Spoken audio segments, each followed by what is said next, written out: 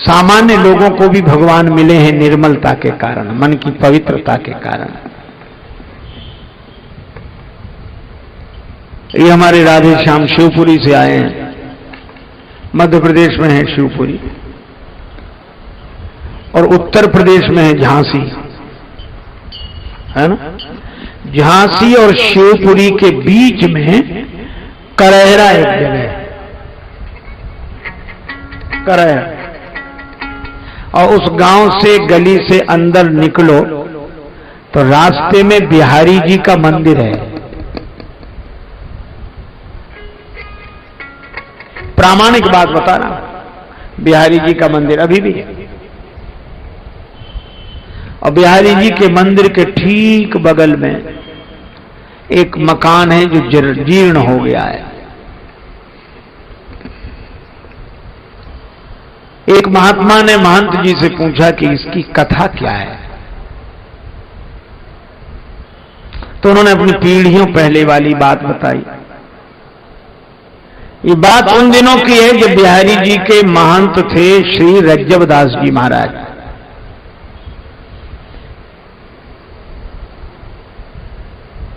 और जो ये मकान टूटा फूटा पड़ा है, यहां एक दुकान होती थी,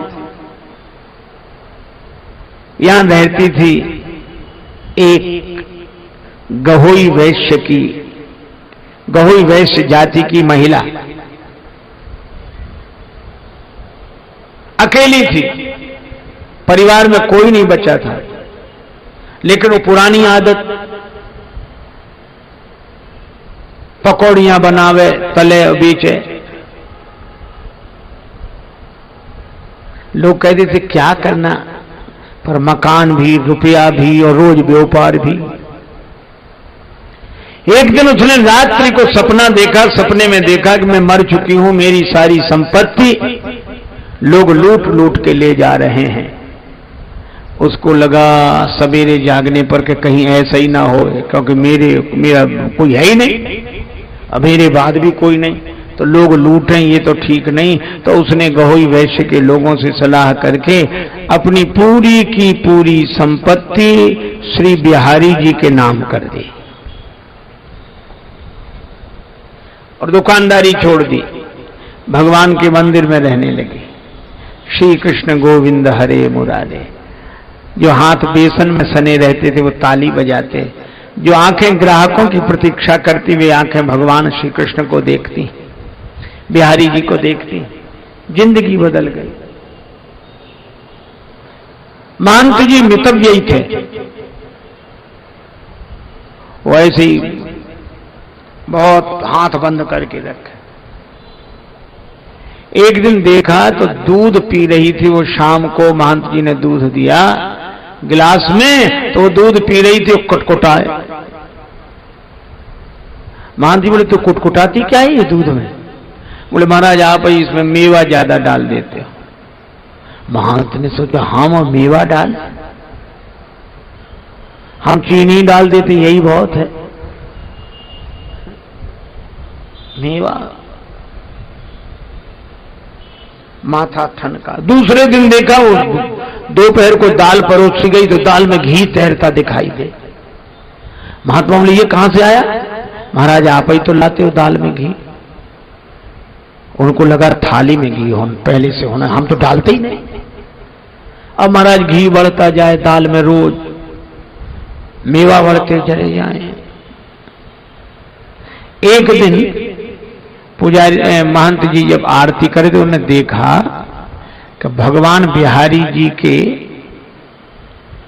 जो बागा उन्होंने पहना उसकी बाह पर आगे घी लगा है। सोचा आरती वगैरह से लग गया होगा, धोकर दूसरा वस्त्र बदल दिया। लेकिन दूसरे दिन देखा भगवान के दोनों कर कमल घी में सने। अरे इनके हाथ में घी कैसे लगा? अब समझ गए। उस देवी को सब भक्तिन बोलते थे, मंदिर में रह रही थी। महात्मा ने कहा ये भक्तिन को यही देते हैं घी भर भर के। तो उन्होंने भगवान से प्रार्थना की महंत जी ने कि द्वापर के छलिया अबलों तेरी, यह छैल पने की छछोरी न छुटी।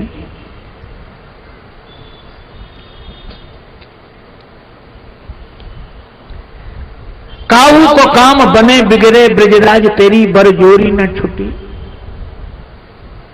और ग्वाल सिंहासन पे तुझके भयो ठाकुर हूं पे ठगोरी न छुटी। आज यही बिनमो कर जोड़ ब्रजराज, तेरी यह चोरी न छुटी।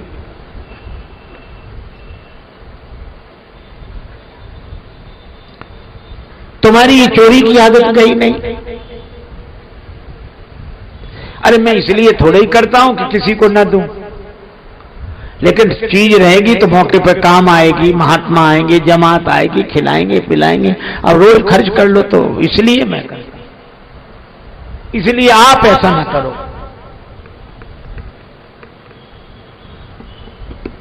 आप भक्तिन का पक्ष मत लो।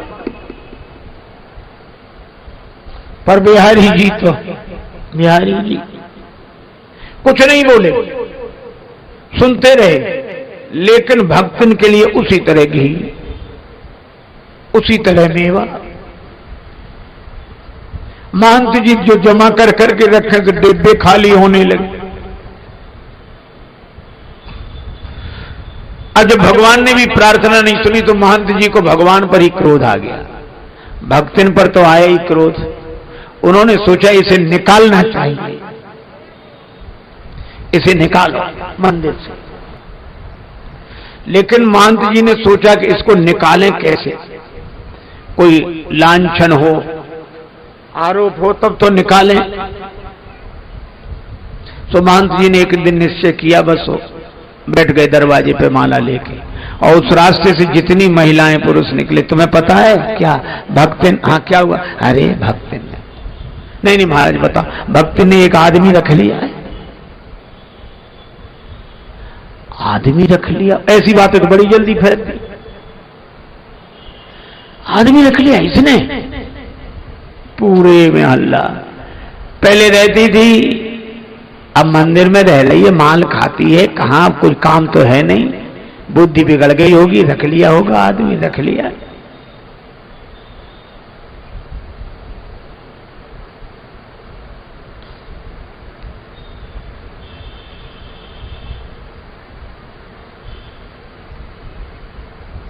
पूरे गांव में चर्चा हो गई। अब भक्तन जहां से निकले तो औरतें देख के मुस्कुराएं और थूकें। क्या? हाँ, हमसे क्या पूछते हो? पूछो, तुमने आदमी रख लिया है कोई और उससे तुम्हारे नाजायज संबंध है? आप तो कांप गई, हे भगवान। कौन कह रहा था? महंत जी। और महंत जी के नाम से जो चर्चा हुई, बड़े परेशान। तो उस दिन भक्तिन मंदिर नहीं गई, उस दिन भक्तिन मंदिर नहीं गई, सीधे अपने गहोई समाज के वैश्यों के घर गई। कहा मैंने जो बिहारी जी को सौंप दिया है धन संपत्ति, मैं वापस नहीं चाहती, लेकिन महंत जी मुझे कलंक लगा रहे हैं। आप लोग पंचायत करके मुझे निष्कलंक बनाओ,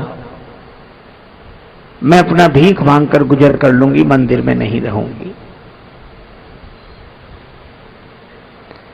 वैश्यों ने सोचा कि नहीं, हमारी समाज की बात है, ये घर में ही, हम ऐसी क्या बात थी, चलो। सब समाज इकट्ठा होकर गया। अब महंत जी ने देखा कि बड़ी भीड़ चली आ रही है, कि आज कोई उत्सव भी नहीं, कुछ नहीं, इतनी भीड़ काहे को आ रही है। और पीछे देखा सो भक्तिन, समझ गई यही लेकर आई सबको। उत्तर देने के लिए तैयार हो गए। लोग सलाह कर रहे थे अगर भक्तिन की गलती तो उसे मंदिर से निकाल देंगे, और नहीं गलती तो महंत जी से कहेंगे कि आपको ऐसा नहीं कहना चाहिए। पर जैसे ही आए, लोगों ने कुछ कहते उसके पहले ही महंत जी ने कहा, भोजन में नित्य घृत उठा स्वकरसों लेत। भगवान भोजन के समय अपने हाथ से घी उठा लेते हैं। भोजन में नित्य घृत उठा स्वकर सो लेत और भर भर देत या भगतन की थारी जू। लोग समझे नहीं। मंदिर में मेवा के पात्र सब रीते पड़े, कैसे रहेगी बात बीते पे हमारी जू।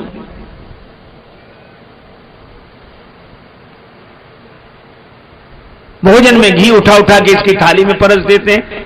मेवा मिष्ठान मेवा के सब पात्र रीते पड़े हैं। तो ये कहो कि चोरी करती है, पर आपने दूसरा कलंक लगाया। महंत जी बोले ये चोर नहीं है, फिर जो दूसरा कलंक लगाया सो चोरी नहीं करती है,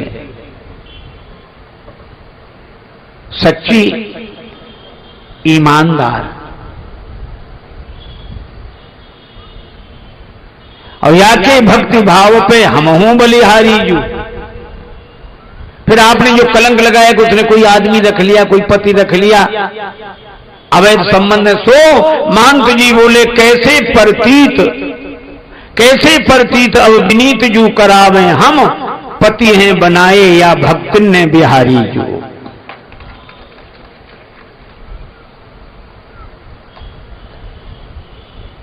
इसने बिहारी जी को अपने बस में कर लिया, वही इसके पीछे पीछे लगे फिरते। तो हम क्या गलत कह रहे हैं? बिहारी जी हमारी सुनते नहीं, उन्हीं से पूछो। उन्होंने तो जिंदगी भर गोपियां तारी हैं, सो इस गोपी को का सहयोग करने लगे। लोग आए थे, भक्तिन देव निकाल, पर ठगे गए यही ठौर पे भयो और ही हाल। सबके आंखों में आंसू थे। उन्होंने कहा कि बाबा अब भक्तिन की चिंता आप न करें, हमारे इतने परिवार हैं, ये जिस परिवार में पहुंच जाएगी वहां के लोग इसे भोजन करा के अपने को धन्य मानेंगे। जिसका भगवान से नाता हो, ये झूठा कलंक ही सही। नारो सजनी अनमनी भरव न नीर ससंक, और बड़े भाग नंदलाल संग झूठो ही लगत कलंक। ठीक है महाराज प्रणाम। भक्तिन बोली अब मैं नहीं जाऊंगी, यहीं हूं। दोपहर को भोजन के लिए महंत जी आए लेकर, मना कर दिया, मेरा स्वास्थ्य ठीक नहीं भोजन। हाँ काहे को करेगी हमारा भोजन, कल से तो तेरा सेठों के यहां, बड़ों बड़े सेठों के यहां निमंत्रण है। शाम को दूध लेकर आए, नहीं पिया।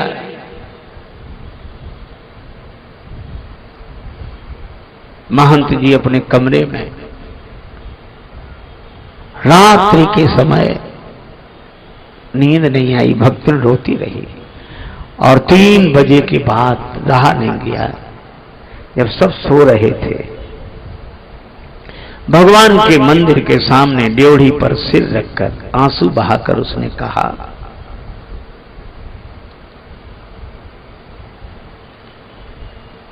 नाथ को नाम कियो बदनाम,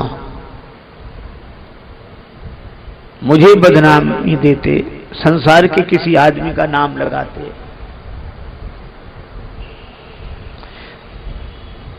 नाथ को नाम कियो बदनाम, विरागिन सोन विवाद बढ़ाम। और आपके हाथ से पाए प्रसाद, कहा अब और के हाथ से पाऊं। आपके हाथ से प्रसाद मिला, अब क्या किसी के हाथ से पाना।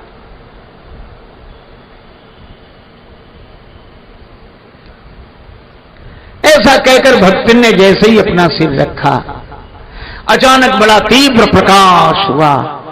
गड़गड़ाहट के साथ मंदिर के पट खुल गए, सभी लोग जागे, क्या हुआ क्या हुआ। महंत जी भी रोते रोते, सब लोग, सबने देखा भक्तन के प्राण बिहारी जी के चरणों में लीन हो गए थे।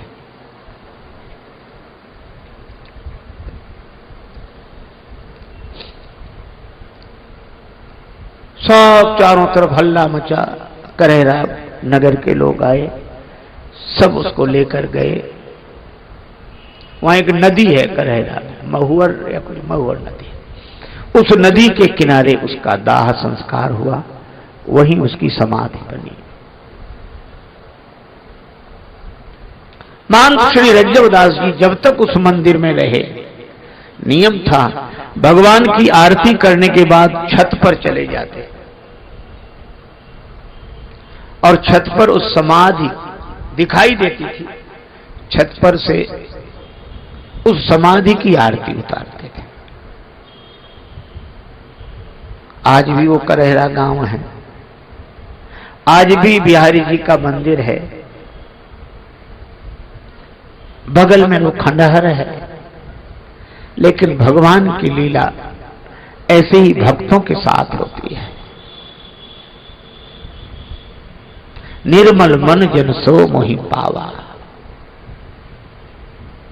वह और कुछ नहीं बनी, साधु नहीं बनी, स्वामी जी नहीं बनी, महात्मा नहीं बनी,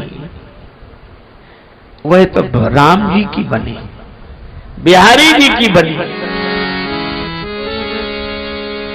देह के माला तिलक, देह के माला तिलक, और छाप नहीं किसी काम के, प्रेम भक्ति के बिना नहीं, बिना